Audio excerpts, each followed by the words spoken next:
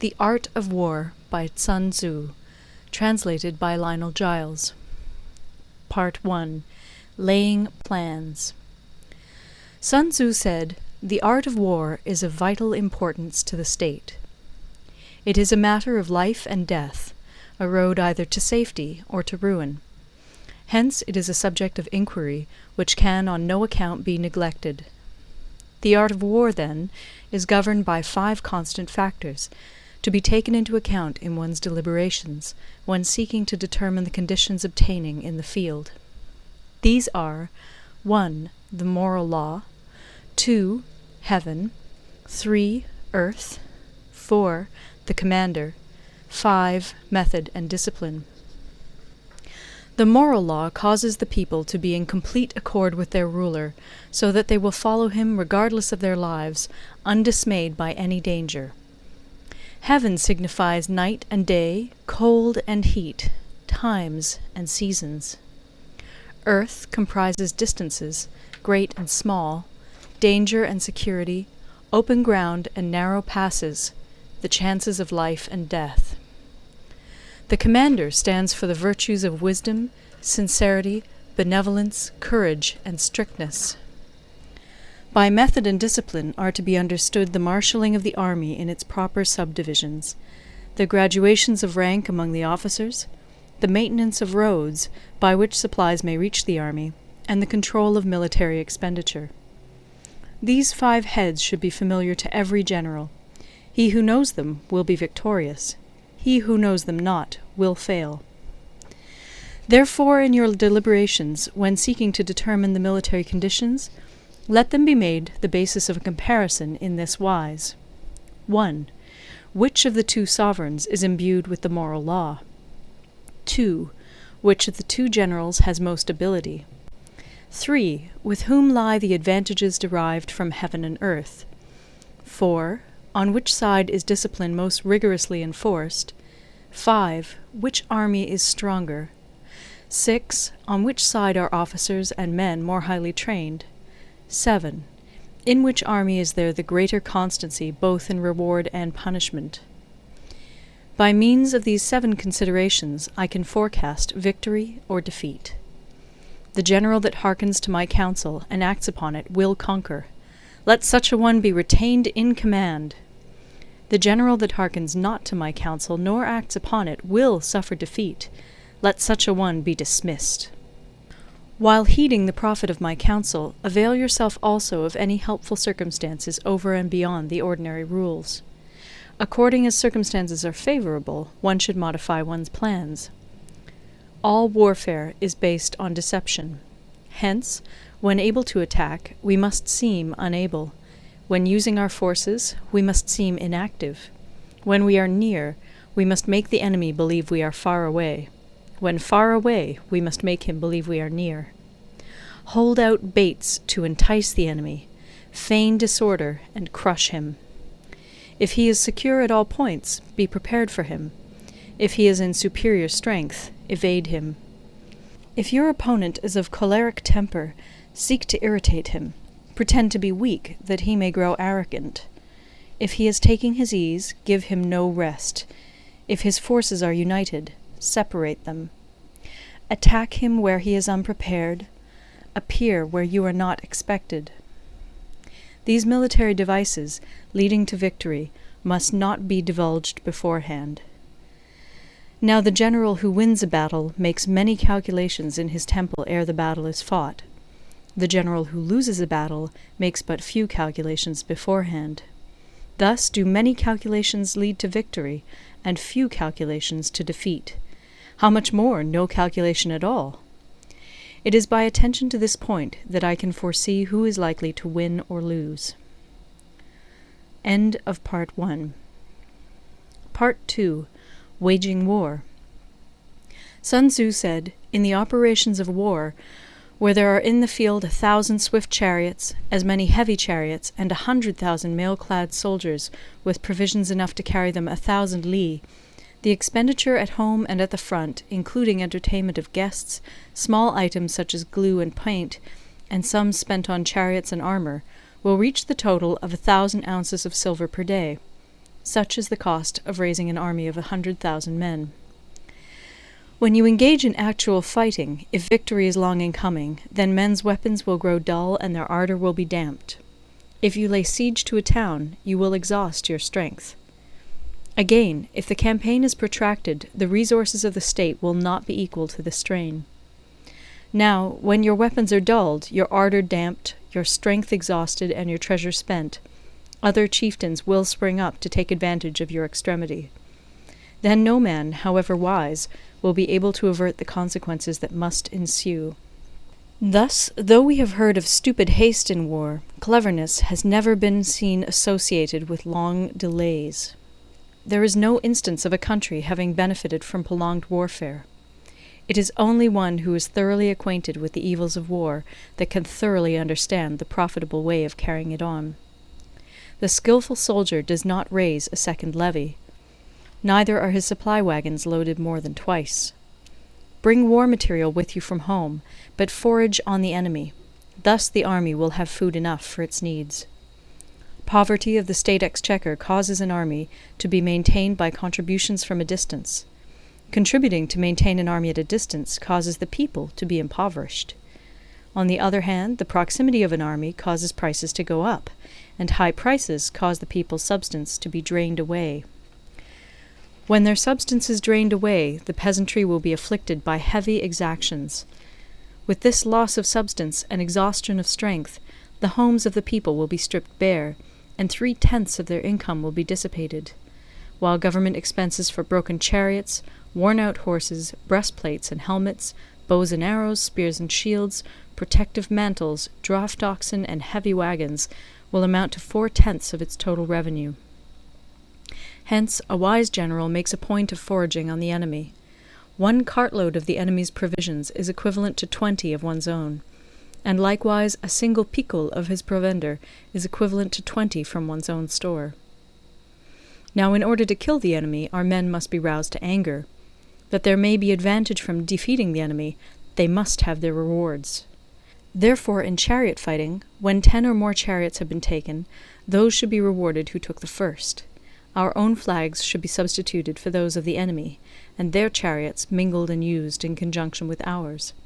The captured soldiers should be kindly treated and kept. This is called using the conquered foe to augment one's own strength. In war, then, let your great object be victory, not lengthy campaigns. Thus it may be known that the leader of armies is the arbiter of the people's fate, the man on whom it depends whether the nation shall be in peace or in peril. End of Part 2. The Art of War by Sun Tzu. Part 3. Attack by Stratagem. Sun Tzu said, "In the practical art of war, the best thing of all is to take the enemy's country whole and intact. To shatter and destroy it is not so good. So, too, it is better to recapture an army entire than to destroy it, to capture a regiment, a detachment, or a company entire than to destroy them. Hence, to fight and conquer in all your battles is not supreme excellence.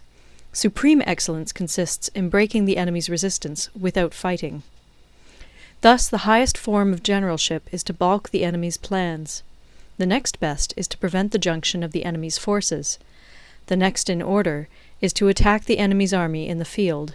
And the worst policy of all is to besiege walled cities. The rule is not to besiege walled cities if it can possibly be avoided. The preparation of mantlets, movable shelters, and various implements of war will take up 3 whole months, and the piling up of mounds against the walls will take 3 months more. The general, unable to control his irritation, will launch his men to the assault like swarming ants, with the result that 1/3 of his men are slain, while the town still remains untaken. Such are the disastrous effects of a siege. Therefore the skilful leader subdues the enemy's troops without any fighting. He captures their cities without laying siege to them. He overthrows their kingdom without lengthy operations in the field. With his forces intact, he will dispute the mastery of the empire, and thus, without losing a man, his triumph will be complete. This is the method of attacking by stratagem. It is the rule in war, if our forces are 10 to the enemy's 1, to surround him; if 5 to 1, to attack him; If twice as numerous, to divide our army into two. If equally matched, we can offer battle. If slightly inferior in numbers, we can avoid the enemy. If quite unequal in every way, we can flee from him. Hence, though an obstinate fight may be made by a small force, in the end it must be captured by the larger force.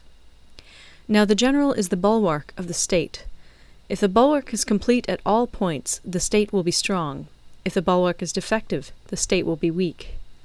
There are 3 ways in which a ruler can bring misfortune upon his army. 1. By commanding the army to advance or to retreat, being ignorant of the fact that it cannot obey. This is called hobbling the army. 2. By attempting to govern an army in the same way as he administers a kingdom, being ignorant of the conditions which obtain in an army. This causes restlessness in the soldiers' minds. 3.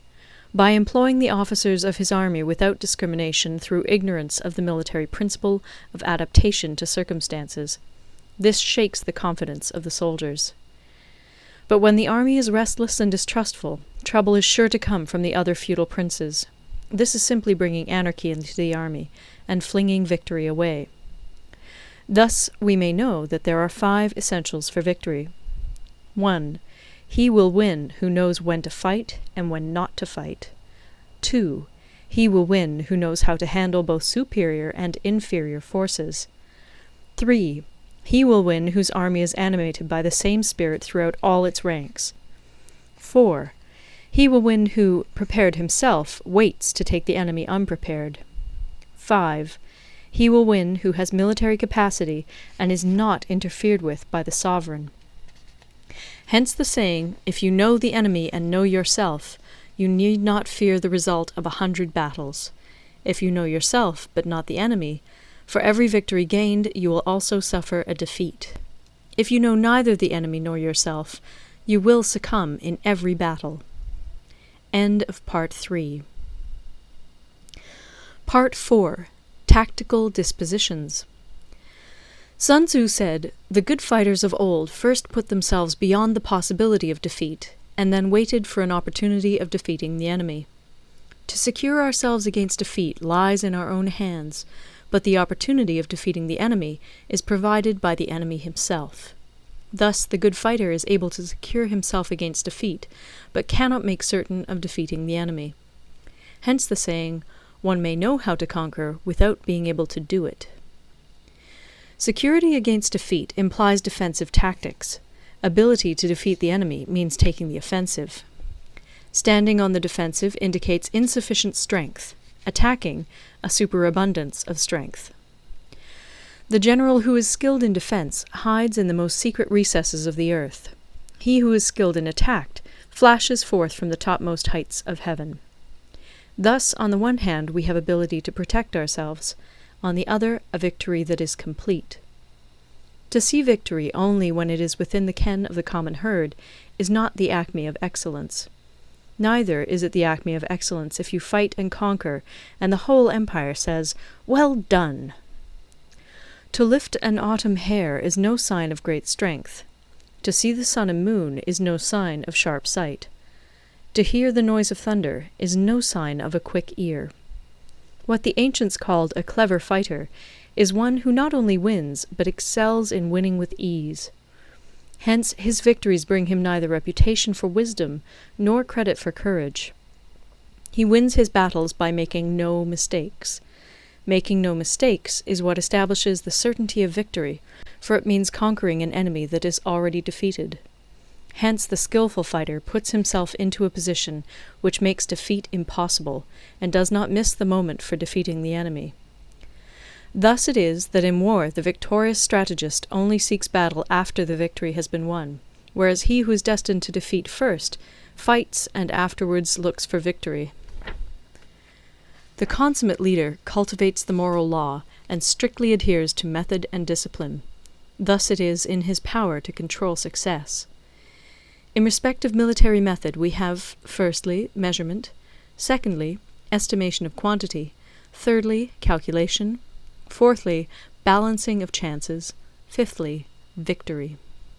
Measurement owes its existence to earth, estimation of quantity to measurement, calculation to estimation of quantity, balancing of chances to calculation, and victory to balancing of chances. A victorious army opposed to a routed one is as a pound's weight placed in the scale against a single grain.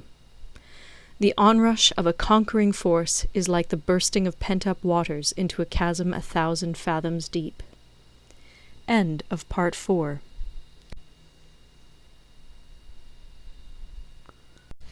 The Art of War by Sun Tzu. Part 5. Energy. Sun Tzu said, "The control of a large force is the same principle as the control of a few men. It is merely a question of dividing up their numbers." Fighting with a large army under your command is nowise different from fighting with a small one. It is merely a question of instituting signs and signals. To ensure that your whole host may withstand the brunt of the enemy's attack and remain unshaken, this is effected by maneuvers direct and indirect. That the impact of your army may be like a grindstone dashed against an egg, this is effected by the science of weak points and strong. In all fighting, the direct method may be used for joining battle, but indirect methods will be needed in order to secure victory. Indirect tactics, efficiently applied, are inexhaustible as heaven and earth, unending as the flow of rivers and streams. Like the sun and moon, they end but to begin anew. Like the 4 seasons, they pass away to return once more. There are not more than 5 musical notes, yet the combinations of these 5 give rise to more melodies than can ever be heard. There are not more than 5 primary colors, blue, yellow, red, white, and black, yet in combination they produce more hues than can ever be seen. There are not more than 5 cardinal tastes, sour, acrid, salt, sweet, bitter, yet combinations of them yield more flavors than can ever be tasted. In battle there are not more than 2 methods of attack, the direct and the indirect, yet these 2 in combination give rise to an endless series of maneuvers.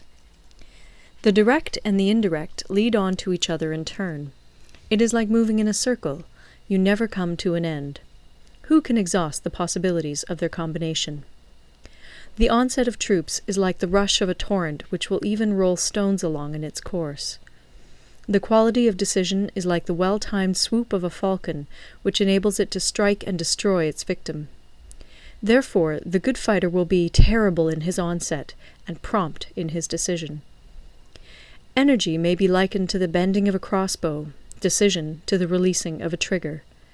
Amid the turmoil and tumult of battle, there may be seeming disorder, and yet no real disorder at all.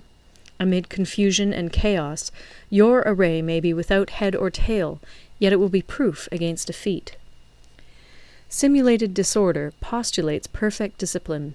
Simulated fear postulates courage. Simulated weakness postulates strength. Hiding order beneath the cloak of disorder is simply a question of subdivision. Concealing courage under their show of timidity presupposes a fund of latent energy. Masking strength with weakness is to be effected by tactical dispositions. Thus, one who is skillful at keeping the enemy on the move maintains deceitful appearances, according to which the enemy will act. He sacrifices something that the enemy may snatch at it. By holding out baits, he keeps him on the march. Then, with a body of picked men, he lies in wait for him. The clever combatant looks to the effect of combined energy, and does not require too much from individuals. Hence his ability to pick out the right men and utilize combined energy. When he utilizes combined energy, his fighting men become as it were like unto rolling logs or stones, for it is the nature of a log or stone to remain motionless on level ground, and to move when on a slope. If four-cornered, to come to a standstill, but if round-shaped, to go rolling down. Thus the energy developed by good fighting men is as the momentum of a round stone rolled down a mountain thousands of feet in height. So much on the subject of energy. End of Part 5. Part 6. Weak Points and Strong. Sun Tzu said, "Whoever is first in the field and awaits the coming of the enemy will be fresh for the fight. Whoever is second in the field and has to hasten to battle will arrive exhausted." Therefore, the clever combatant imposes his will on the enemy, but does not allow the enemy's will to be imposed on him. By holding out advantages to him, he can cause the enemy to approach of his own accord, or, by inflicting damage, he can make it impossible for the enemy to draw near. If the enemy is taking his ease, he can harass him. If well supplied with food, he can starve him out. If quietly encamped, he can force him to move. Appear at points which the enemy must hasten to defend. March swiftly to places where you are not expected. An army may march great distances without distress, if it marches through country where the enemy is not. You can be sure of succeeding in your attacks if you only attack places which are undefended. You can ensure the safety of your defense if you only hold positions that cannot be attacked. Hence, that general is skillful in attack whose opponent does not know what to defend, and he is skillful in defense whose opponent does not know what to attack. O divine art of subtlety and secrecy! Through you we learn to be invisible, through you inaudible, and hence we can hold the enemy's fate in our hands.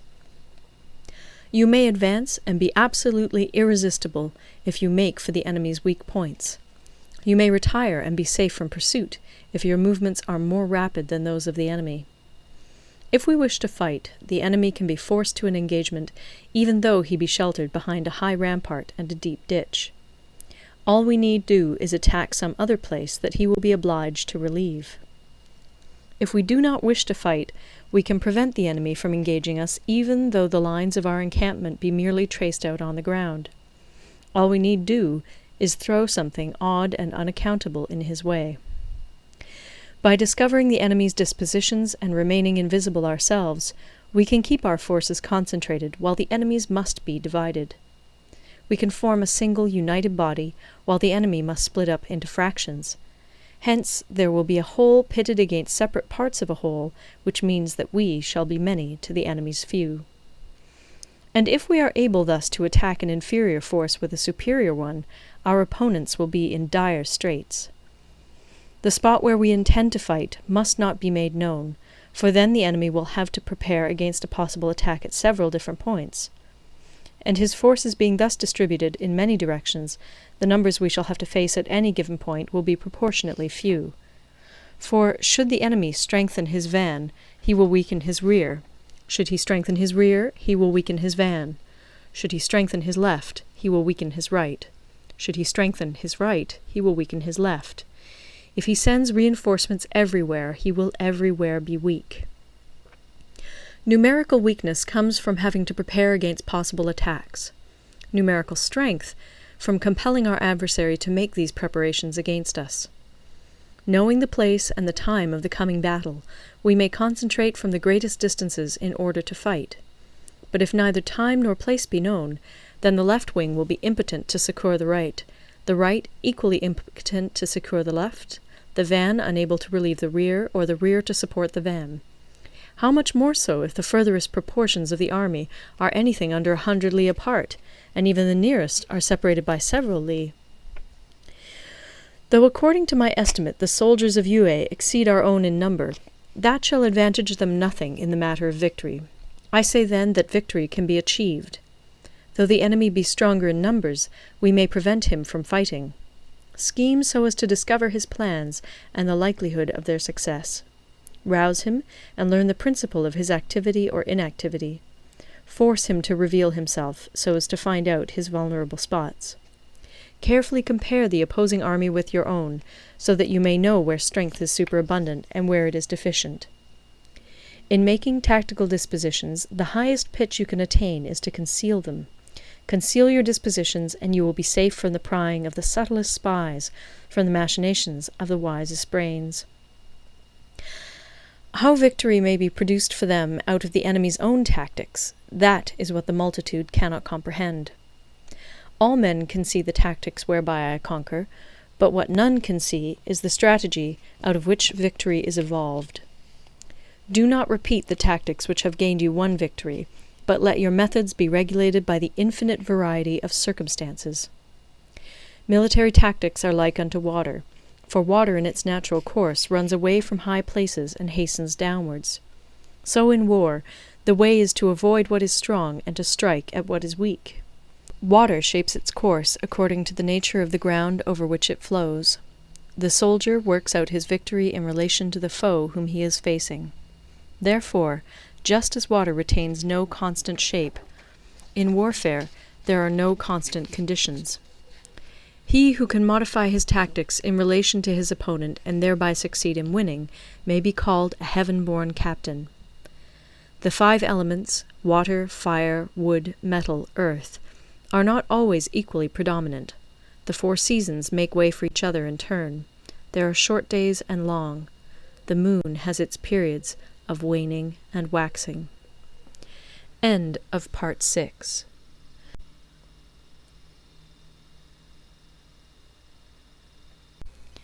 The Art of War by Sun Tzu, translated by Lionel Giles. Part 7. Maneuvering. Sun Tzu said, "In war, the general receives his commands from the sovereign.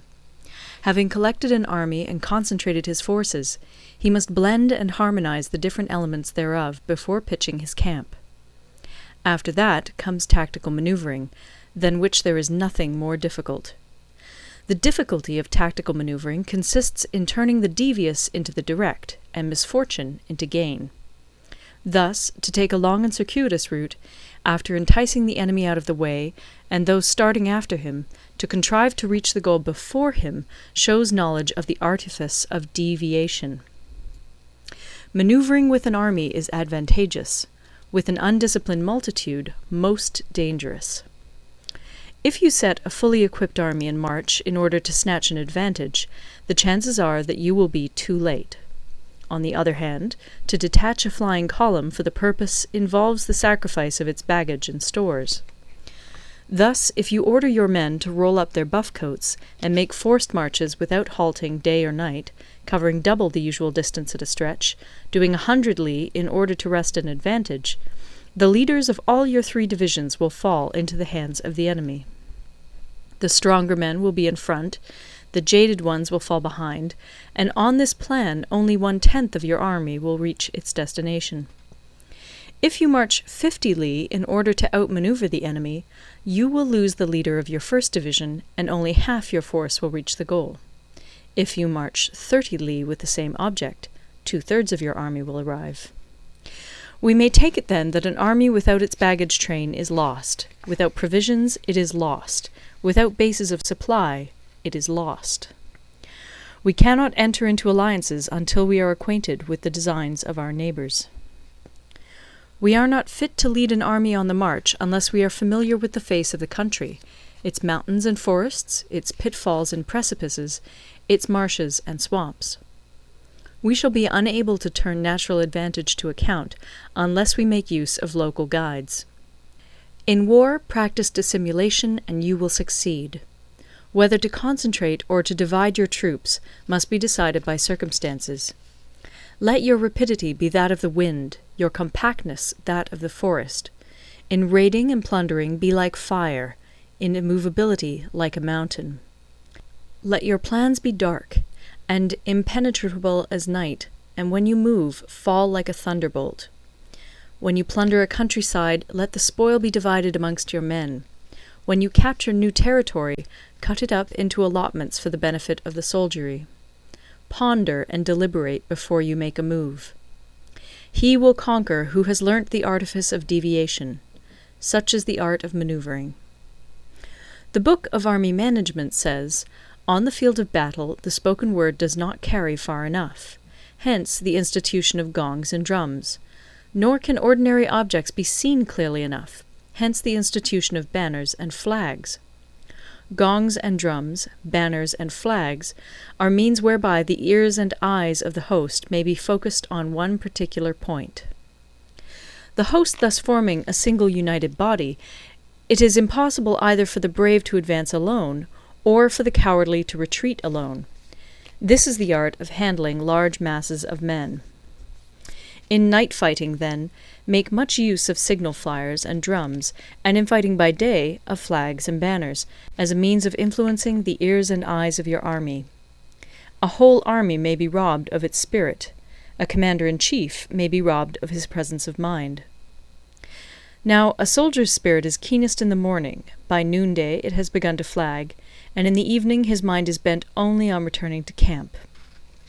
A clever general, therefore, avoids an army when its spirit is keen, but attacks it when it is sluggish and inclined to return. This is the art of studying moods. Disciplined and calm, to await the appearance of disorder and hubbub amongst the enemy. This is the art of retaining self-possession. To be near the goal while the enemy is still far from it, to wait at ease while the enemy is toiling and struggling, to be well fed while the enemy is famished. This is the art of husbanding one's strength. To refrain from intercepting an enemy whose banners are in perfect order, to refrain from attacking an army drawn up in calm and confident array, this is the art of studying circumstances. It is a military axiom not to advance uphill against the enemy, nor to oppose him when he comes downhill. Do not pursue an enemy who simulates flight. Do not attack soldiers whose temper is keen. Do not swallow bait offered by the enemy. Do not interfere with an army that is returning home. When you surround an army, leave an outlet free. Do not press a desperate foe too hard. Such is the art of warfare. End of Part 7. Part 8. Variation in Tactics. Sun Tzu said, "In war, the general receives his commands from the sovereign, collects his army, and concentrates his forces. When in difficult country, do not encamp. In country where highroads intersect, join hands with your allies. Do not linger in dangerously isolated positions. In hemmed-in situations, you must resort to stratagem. In desperate position, you must fight. There are roads which must not be followed, armies which must not be attacked, towns which must not be besieged, positions which must not be contested, commands of the sovereign which must not be obeyed." The general who thoroughly understands the advantages that accompany variation of tactics knows how to handle his troops. The general who does not understand these may be well acquainted with the configuration of the country, yet he will not be able to turn his knowledge to practical account. So, the student of war who is unversed in the art of war of varying his plans, even though he be acquainted with the 5 advantages, will fail to make the best use of his men. Hence, in the wise leader's plans, considerations of advantage and of disadvantage will be blended together. If our expectation of advantage be tempered in this way, we may succeed in accomplishing the essential part of our schemes. If, on the other hand, in the midst of difficulties we are always ready to seize an advantage, we may extricate ourselves from misfortune. Reduce the hostile chiefs by inflicting damage on them, and make trouble for them, and keep them constantly engaged. Hold out specious allurements, and make them rush to any given point. The art of war teaches us to rely not on the likelihood of the enemy's not coming, but on our own readiness to receive him, not on the chance of his not attacking, but rather on the fact that we have made our position unassailable. There are 5 dangerous faults which may affect a general. 1. Recklessness, which leads to destruction. 2. Cowardice, which leads to capture. 3. A hasty temper, which can be provoked by insults. 4. A delicacy of honour, which is sensitive to shame. 5. Over-solicitude for his men, which exposes him to worry and trouble. These are the 5 besetting sins of a general, ruinous to the conduct of war. When an army is overthrown and its leader slain, the cause will surely be found among these 5 dangerous faults. Let them be a subject of meditation. End of Part 9. Part 9. The Army on the March. Sun Tzu said, "We come now to the question of encamping the army, and observing signs of the enemy. Pass quickly over mountains, and keep in the neighbourhood of valleys. Camp in high places, facing the sun. Do not climb heights in order to fight." So much for mountain warfare. After crossing a river, you should get far away from it. When an invading force crosses a river in its onward march, do not advance to meet it in midstream. It will be best to let half the army get across, and then deliver your attack. If you are anxious to fight, you should not go to meet the invader near a river which he has to cross. Moor your craft higher up than the enemy, and facing the sun. Do not move upstream to meet the enemy. So much for river warfare. In crossing salt marshes, your sole concern should be to get over them quickly, without any delay. If forced to fight in a salt marsh, you should have water and grass near you, and get your back to a clump of trees. So much for operations in salt marshes. In dry, level country, take up an easily accessible position with rising ground to your right and on your rear, so that the danger may be in front and safety lie behind. So much for campaigning in flat country. These are the 4 useful branches of military knowledge which enabled the Yellow Emperor to vanquish 4 several sovereigns. All armies prefer high ground to low, and sunny places to dark. If you are careful of your men and camp on hard ground, the army will be free from disease of every kind, and this will spell victory. When you come to a hill or a bank, occupy the sunny side, with the slope on your right rear. Thus you will at once act for the benefit of your soldiers, and utilize the natural advantages of the ground. When, in consequence of heavy rains up country, a river which you wish to ford is swollen and flecked with foam, you must wait until it subsides. Country in which there are precipitous cliffs with torrents running between, deep natural hollows, confined places, tangled thickets, quagmires, and crevasses should be left with all possible speed and not approached. While we keep away from such places, we should get the enemy to approach them. While we face them, we should let the enemy have them on his rear. If in the neighbourhood of your camp there should be any hilly country, ponds surrounded by aquatic grass, hollow basins filled with reeds, or woods with thick undergrowth, they must be carefully routed out and searched, for these are places where men in ambush or insidious spies are likely to be lurking. When the enemy is close at hand and remains quiet, he is relying on the natural strength of his position. When he keeps aloof and tries to provoke a battle, he is anxious for the other side to advance. If his place of encampment is easy of access, he is tendering a bait. Movement amongst the trees of a forest shows that the enemy is advancing. The appearance of a number of screens in the midst of thick grass means that the enemy wants to make us suspicious. The rising of birds in their flight is the sign of an ambuscade. Startled beasts indicate that a sudden attack is coming. When there is dust rising in a high column, it is the sign of chariots advancing. When the dust is low, but spread over a wide area, it betokens the approach of infantry. When it branches out in different directions, it shows that parties have been sent to collect firewood. A few clouds of dust, moving to and fro, signify that the army is encamping. Humble words and increased preparations are signs that the enemy is about to advance. Violent language and driving forward as if to the attack are signs that he will retreat.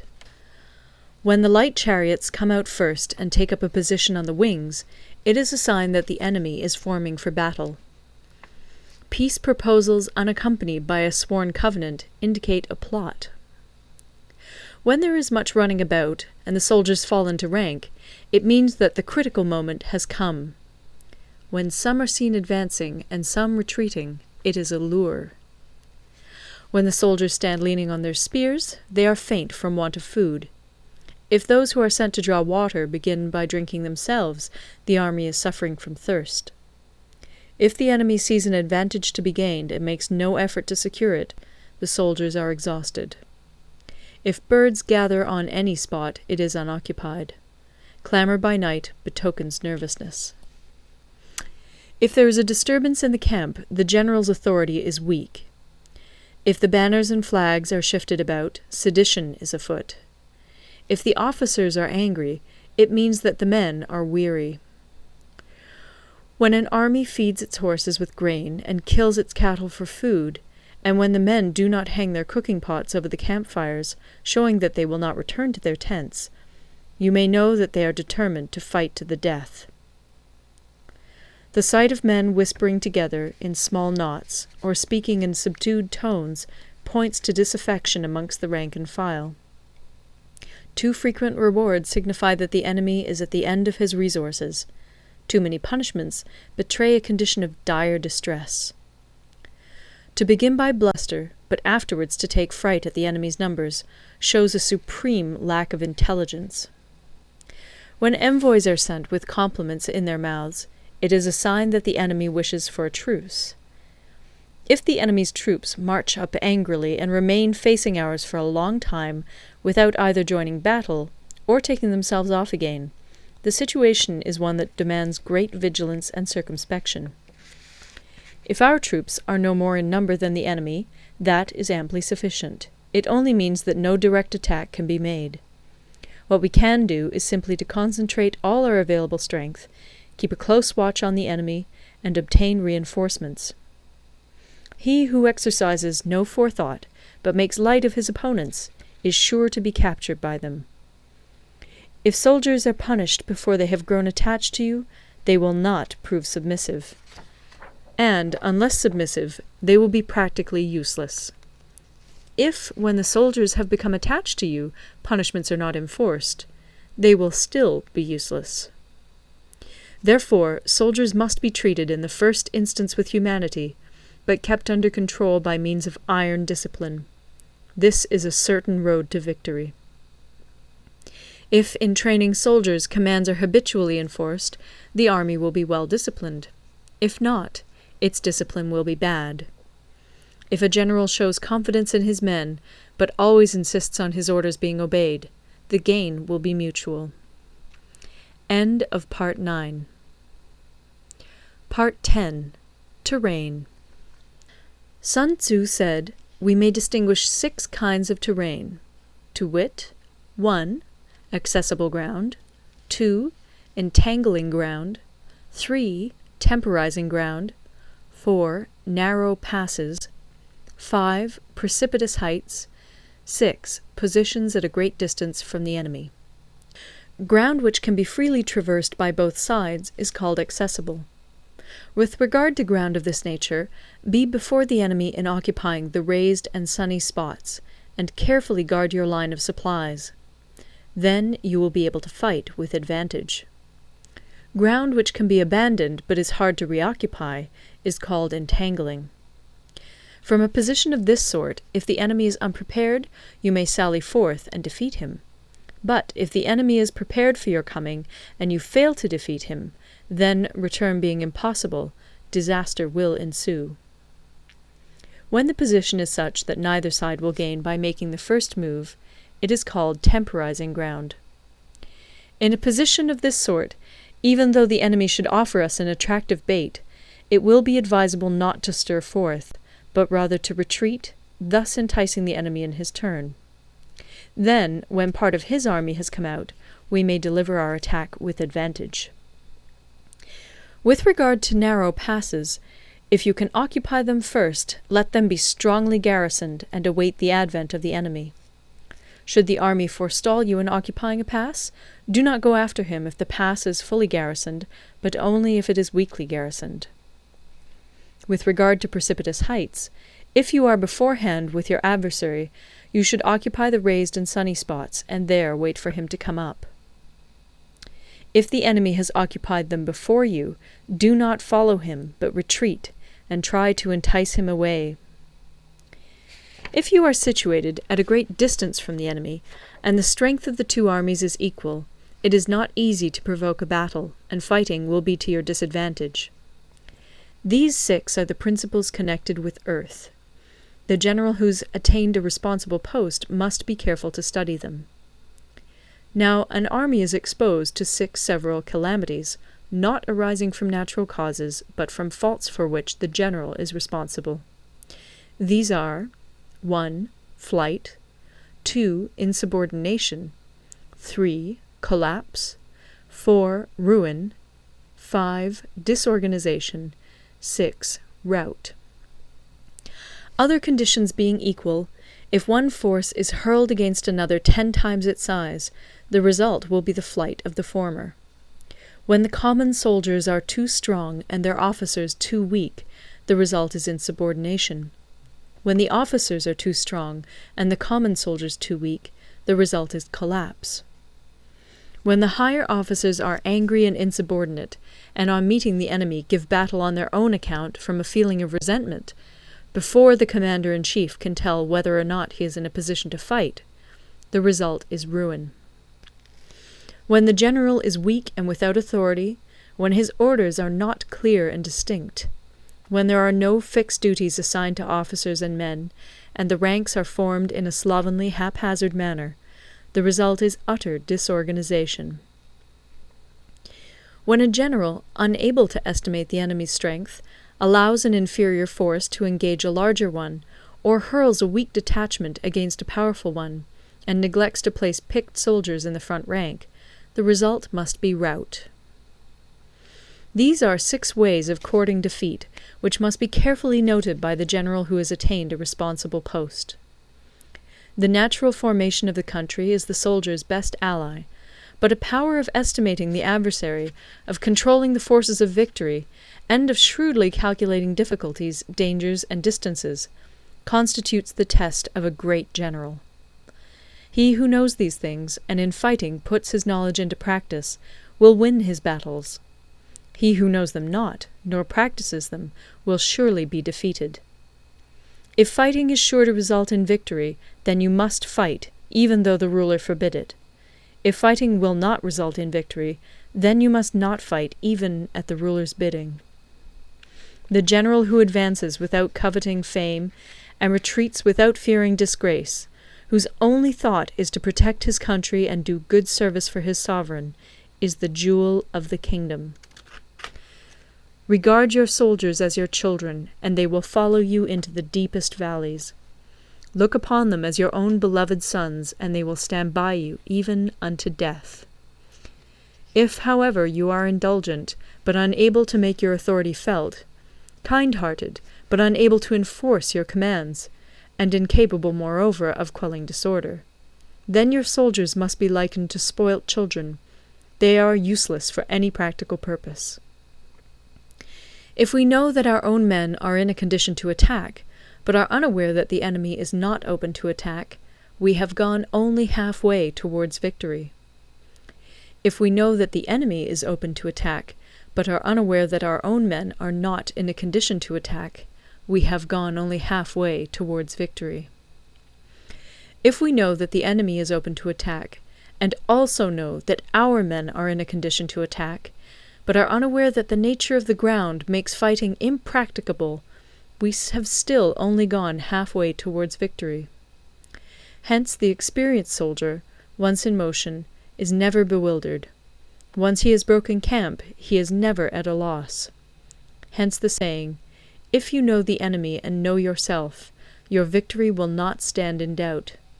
If you know heaven and know earth, you may make your victory complete." End of Part 10. Part 11. The 9 Situations. Sun Tzu said, "The art of war recognizes 9 varieties of ground. 1. Dispersive ground. 2. Facile ground. 3. Contentious ground. 4. Open ground. 5. Ground of intersecting highways. 6. Serious ground. 7. Difficult ground. 8. Hemmed-in ground. 9. Desperate ground. When a chieftain is fighting in his own territory, it is dispersive ground. When he has penetrated into hostile territory, but to no great distance, it is facile ground. Ground the possession of which imports great advantage to either side is contentious ground. Ground on which each side has liberty of movement is open ground. Ground which forms the key to 3 contiguous states, so that he who occupies it first has most of the empire at his command, is a ground of intersecting highways. When an army has penetrated into the heart of a hostile country, leaving a number of fortified cities in its rear, it is serious ground.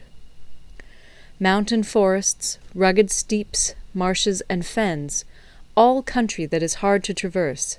This is difficult ground. Ground which is reached through narrow gorges, and from which we can only retire by tortuous paths, so that a small number of the enemy would suffice to crush a large body of our men. This is hemmed-in ground. Ground on which we can only be saved from destruction by fighting without delay is desperate ground. On dispersive ground, therefore, fight not. On facile ground, halt not. On contentious ground, attack not. On open ground, do not try to block the enemy's way. On the ground of intersecting highways, join hands with your allies. On serious ground, gather in plunder. In difficult ground, keep steadily on the march. On hemmed-in ground, resort to stratagem. On desperate ground, fight. Those who were called skilful leaders of old knew how to drive a wedge between the enemy's front and rear, to prevent cooperation between his large and small divisions, to hinder the good troops from rescuing the bad, the officers from rallying their men. When the enemy's men were united, they managed to keep them in disorder. When it was to their advantage, they made a forward move. When otherwise, they stopped still.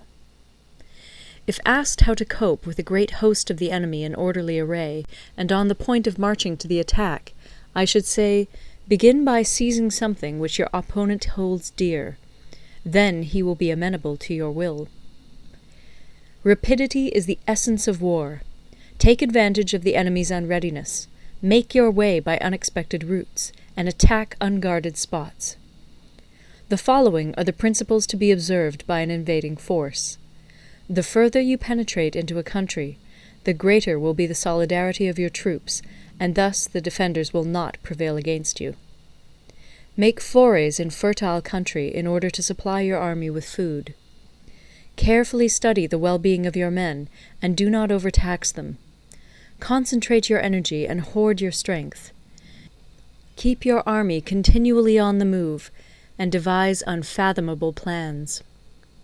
Throw your soldiers into positions whence there is no escape, and they will prefer death to flight. If they will face death, there is nothing they may not achieve. Officers and men alike will put forth their uttermost strength. Soldiers, when in desperate straits, lose the sense of fear. If there is no place of refuge, they will stand firm. If they are in hostile country, they will show a stubborn front. If there is no help for it, they will fight hard. Thus, without waiting to be marshalled, the soldiers will be constantly on the qui-vive. Without waiting to be asked, they will do your will. Without restrictions, they will be faithful. Without giving orders, they can be trusted. Prohibit the taking of omens, and do away with superstitious doubts. Then, until death itself comes, no calamity need be feared. If our soldiers are not overburdened with money, it is not because they have a distaste for riches. If their lives are not unduly long, it is not because they are disinclined to longevity. On the day they are ordered out to battle, your soldiers may weep, those sitting up bedewing their garments, and those lying down, letting the tears run down their cheeks.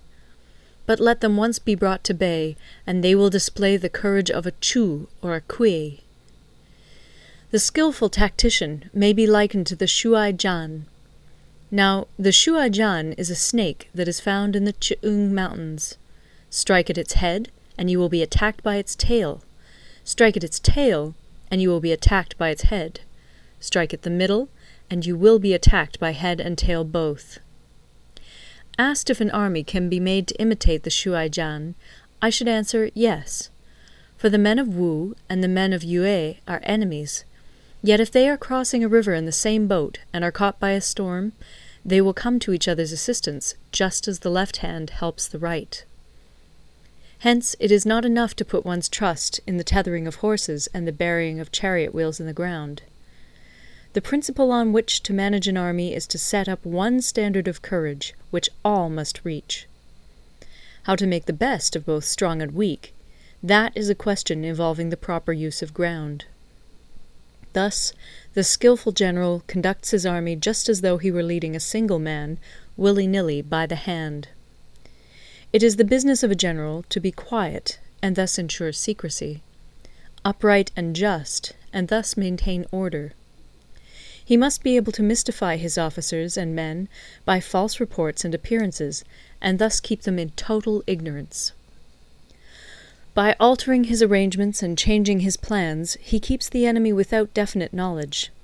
By shifting his camp and taking circuitous routes, he prevents the enemy from anticipating his purpose. At the critical moment, the leader of an army acts like one who has climbed up a height and then kicks away the ladder behind him. He carries his men deep into hostile territory before he shows his hand. He burns his boats and breaks his cooking pots. Like a shepherd driving a flock of sheep, he drives his men this way and that, and nothing knows whither he is going. To muster his host and bring it into danger, this may be termed the business of the general. The different measures suited to the 9 varieties of ground, the expediency of aggressive or defensive tactics, and the fundamental laws of human nature, these are things that must most certainly be studied. When invading hostile territory, the general principle is that penetrating deeply brings cohesion. Penetrating but a short way means dispersion. When you leave your own country behind and take your army across neighborhood territory, you find yourself on critical ground. When there are means of communication on all 4 sides, the ground is one of intersecting highways. When you penetrate deeply into a country, it is serious ground. When you penetrate but a little way, it is facile ground. When you have the enemy's strongholds on your rear and narrow passes in front, it is hemmed-in ground. When there is no place of refuge at all, it is desperate ground. Therefore, on dispersive ground I would inspire my men with unity of purpose. On facile ground, I would see that there is close connection between all parts of my army. On contentious ground, I would hurry up my rear. On open ground, I would keep a vigilant eye on my defences. On ground of intersecting highways, I would consolidate my alliances. On serious ground, I would try to ensure a continuous stream of supplies. On difficult ground, I would keep pushing on along the road.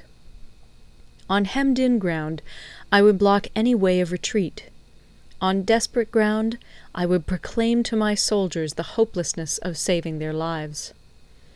For it is the soldier's disposition to offer an obstinate resistance when surrounded, to fight hard when he cannot help himself, and to obey promptly when he has fallen into danger.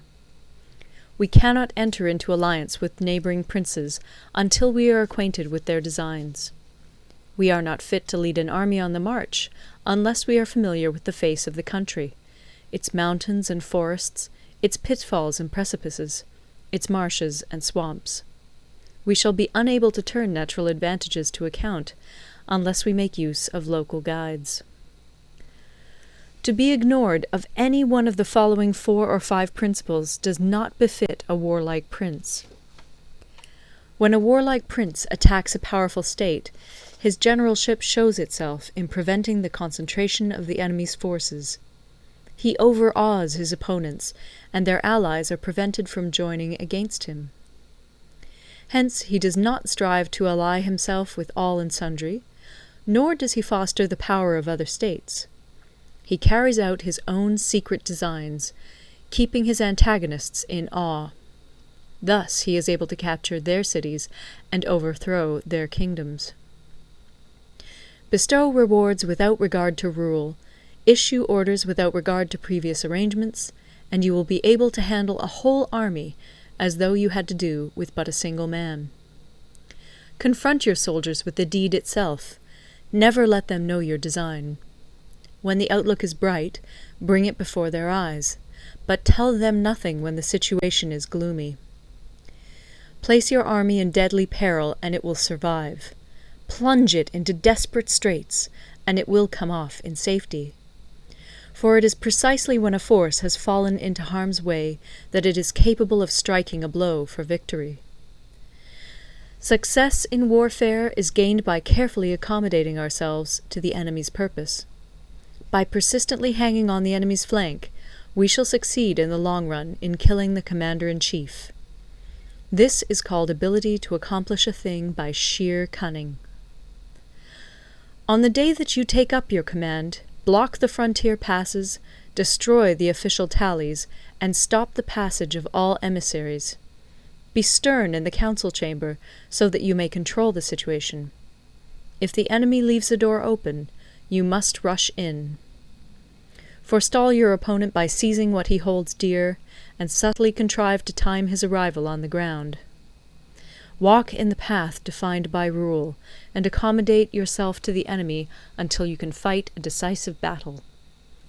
At first, then, exhibit the coyness of a maiden, until the enemy gives you an opening. Afterwards, emulate the rapidity of a running hare, and it will be too late for the enemy to oppose you. End of Part 11. Part 12. The Attack by Fire. Sun Tzu said, "There are 5 ways of attacking with fire. The first is to burn soldiers in their camp. The second is to burn stores. The third is to burn baggage trains. The fourth is to burn arsenals and magazines. The fifth is to hurl dropping fire amongst the enemy." In order to carry out an attack, we must have means available. The material for raising fire should always be kept in readiness. There is a proper season for making attacks with fire, and special days for starting a conflagration. The proper season is when the weather is very dry. The special days are those when the moon is in the constellations of the Sieve, the Wall, the Wing, or the Crossbar, for these 4 are all days of rising wind. In attacking with fire, one should be prepared to meet 5 possible developments. 1. When fire breaks out inside to enemy's camp, respond at once with an attack from without. 2. If there is an outbreak of fire, but the enemy's soldiers remain quiet, bide your time and do not attack. 3. When the force of the flames has reached its height, follow it up with an attack, if that is practicable. If not, stay where you are. 4.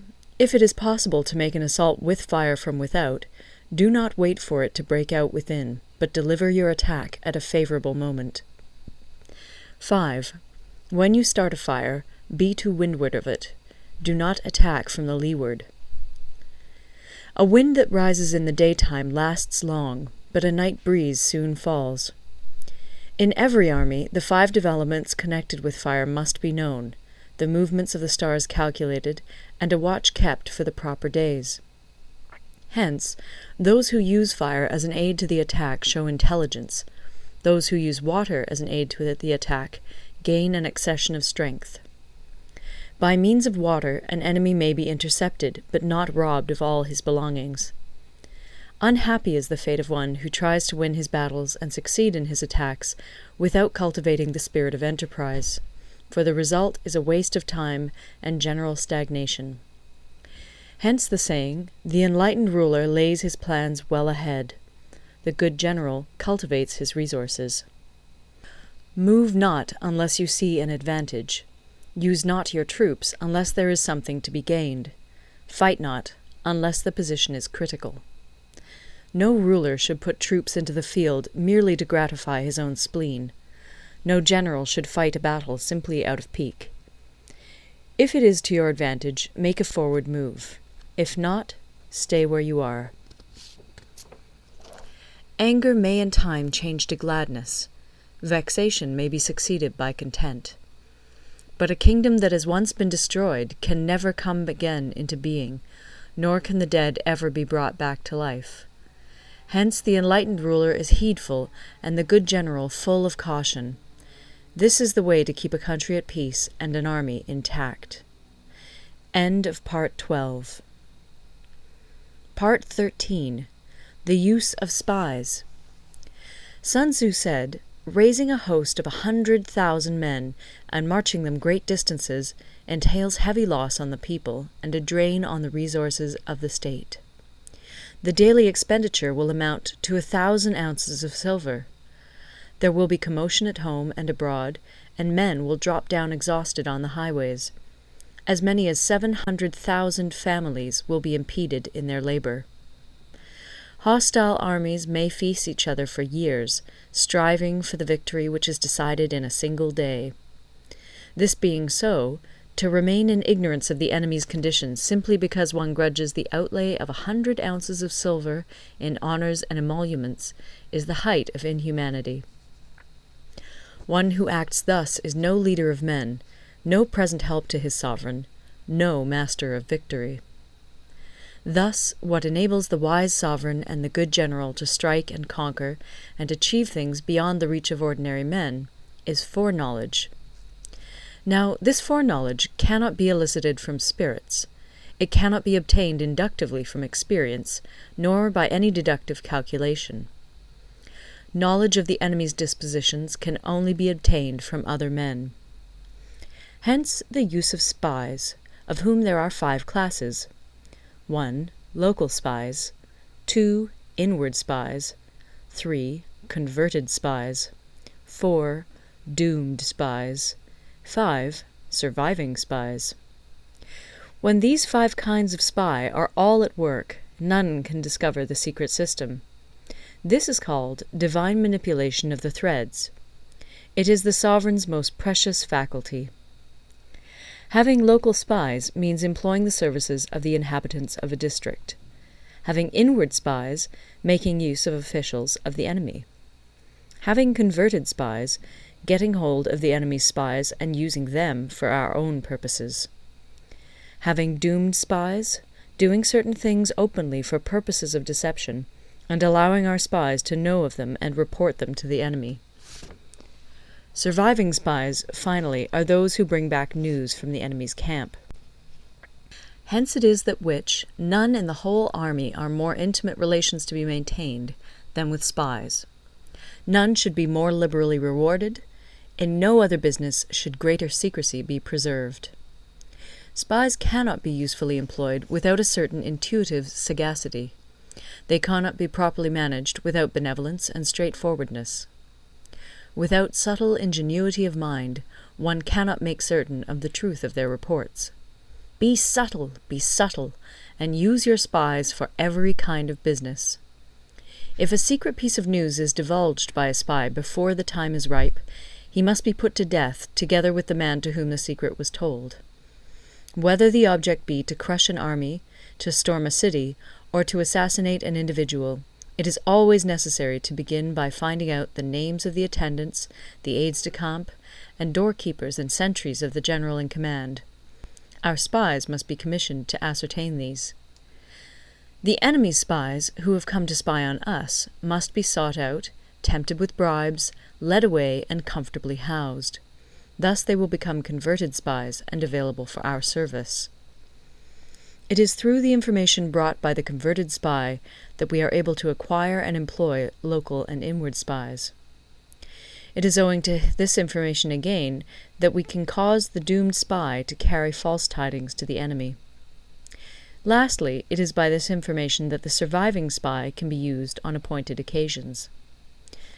The end and aim of spying in all its 5 varieties is knowledge of the enemy, and this knowledge can only be derived in the first instance from the converted spy. Hence it is essential that the converted spy be treated with the utmost liberality. Of old, the rise of the Yin dynasty was due to Yi Qi, who had served under the Xia. Likewise, the rise of the Chu dynasty was due to Liu Ya, who had served under the Yin. Hence it is only the enlightened ruler and the wise general who will use the highest intelligence of the army for purposes of spying, and thereby they achieve great results. Spies are a most important element in water, because on them depends an army's ability to move. End of The Art of War. Recorded in Toronto, Ontario by Moira Fogarty, October 2006.